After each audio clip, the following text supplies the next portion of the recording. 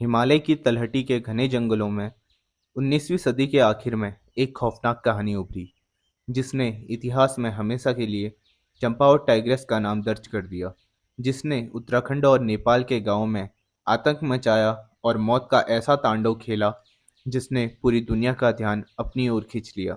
1900 के दशक की शुरुआत में चंपावत बाघिन ने उत्तराखंड के कुमाऊं क्षेत्र में लोगों पर कई घातक हमले किए। बाघिन ने इस क्षेत्र में 7 साल तक करीब 236 से ज्यादा लोगों को मौत के घाट उतार दिया। उसने भारत और नेपाल में पूरे 436 लोगों को मार डाला। इतिहास में आज तक किसी और जानवर ने इतने इंसानों को मौत के घाट नहीं उतारा। चंपावत टाइग्रेस का नाम सबसे अधिक लोगों को मारने के लिए Guinness book of world records में दर्ज किया गया। इस बाघिन का एक दांत टूटा हुआ था, जिससे वो अपने खाने के लिए शिकार नहीं कर पाती थी। आसान शिकार की तलाश में वो जंगल को छोड़कर जंगलों के आसपास के गांव की ओर मुड़ गई। चंपावत टाइग्रेस ने नेपाल की पहाड़ियों से अपने आतंक का कहर बरसाना शुरू किया। पहले हमले छोटे मोटे थे, जल्द ही वो आतंक राज में बदल गए। जब उसने पहली बार इंसानों को मारना शुरू किया तो उसे किसी ने गंभीरता से नहीं लिया, क्योंकि उस समय जंगल घने थे और इंसानों की आबादी कम थी। पहाड़ियों में स्थित गांवों से कभी कभी जंगली जानवरों के इंसानों के ऊपर हमला करने की खबरें आती रहती थी। लेकिन जब इंसानों की हत्या का सिलसिला शुरू हुआ, तब स्थानीय सरकार ने उसे गंभीरता से लेना शुरू किया। लेकिन तब तक वो लगभग 200 से ज्यादा लोगों को मार चुकी थी। जंगल की छाया में रहने वाले गांव के लोग हमेशा डर में रहते थे। जैसे जैसे मरने वालों की संख्या बढ़ती गई, उसकी दहशत जंगल की आग की तरह फैल गई।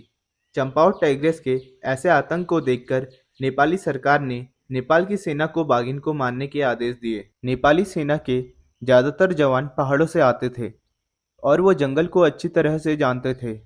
नेपाल की सेना ने उसे मारने की कोशिश की, लेकिन वो हर बार शिकारियों की गोली से बच जाती थी।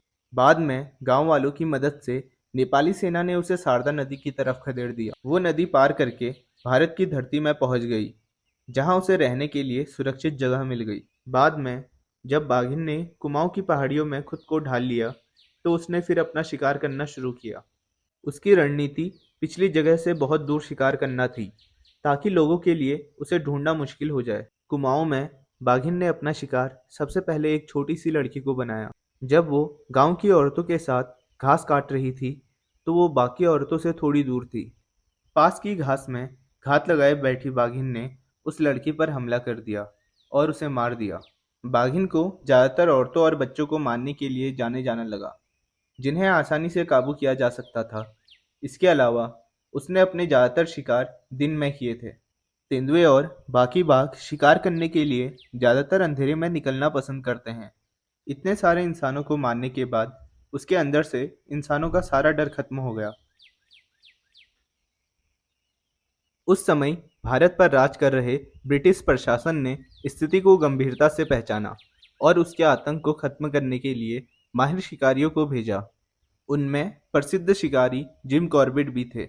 शिकारी होने के साथ साथ एक लेखक भी थे, जो बाद में इस कहानी के हीरो बन गए। जिम कॉर्बेट अपने दिमाग और वन्य जीवों के प्रति गहरे सम्मान के साथ चंपावत क्षेत्र में पहुंचे, जहां उनका सामना होने वाला था आदमखोर बाघिन चंपावत टाइग्रेस से, जिसने वहां मौत का तांडव मचाया था। जिम कॉर्बेट ने उसे पकड़ने के लिए अपने पुराने तरीकों का इस्तेमाल किया।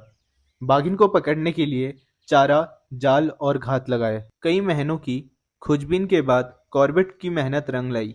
1907 के वसंत में जब बाघिन ने एक 16 साल की लड़की को अपना शिकार बनाया और खून के निशान छोड़ गई, जिसका जिम कॉर्बेट ने पीछा किया और फिर उस कुख्यात चंपावत बाघिन को ढूंढने और उसे घातक रूप से घायल करने में कामयाब रहे। बाघिन का आतंक का राज खत्म हो गया। सालों से डर के साए में जी रहे गांव वालों को आखिरकार कुछ राहत मिली। बाघिन के पोस्टमार्टम से पता चला कि उसके मुंह के दाहिने तरफ ऊपर और नीचे के दांत पुरानी गोली के कारण टूट गए थे।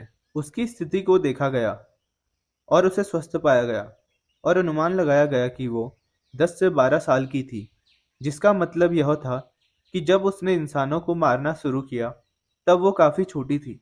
जिम कॉर्बेट के इस साहसिक कार्य की वजह से हेली नेशनल पार्क का नाम बदलकर जिम कॉर्बेट नेशनल पार्क कर दिया गया। उनके प्रयासों से बंगाल टाइगर और अन्य लुप्त होने की कगार पर रहने वाले जानवरों के संरक्षण में योगदान दिया गया। चंपावत बाघिन की कहानी एक चेतावनी से भरी कहानी के रूप में जीवित है, जो हमें मानव गतिविधियों और पर्यावरण के बीच नाजुक संतुलन की याद दिलाती है।